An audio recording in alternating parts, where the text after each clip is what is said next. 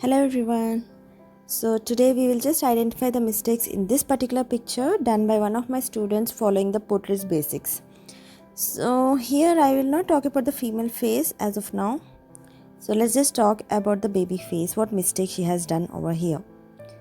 So whenever you're doing any baby face, it can be any baby, it can be a human baby or any animal baby, anything.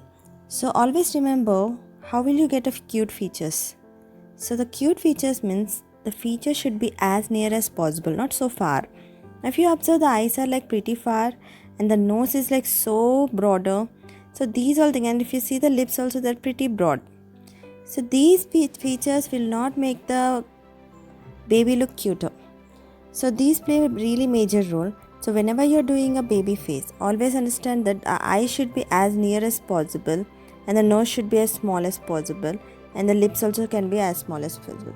These will give a cuter look than compared to the picture, than compared to the ones, when you place the features very far or too broad. So always remember this one major tip.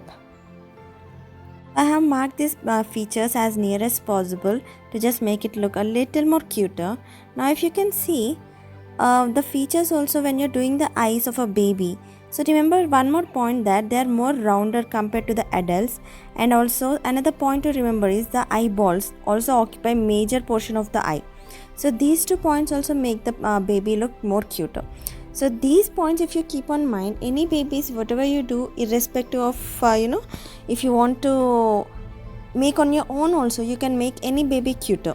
So keep these points in mind next time and do it. So these are some of the major mistakes which I found out. If you still have something else or any doubt, you can just always leave a comment or leave a message to us.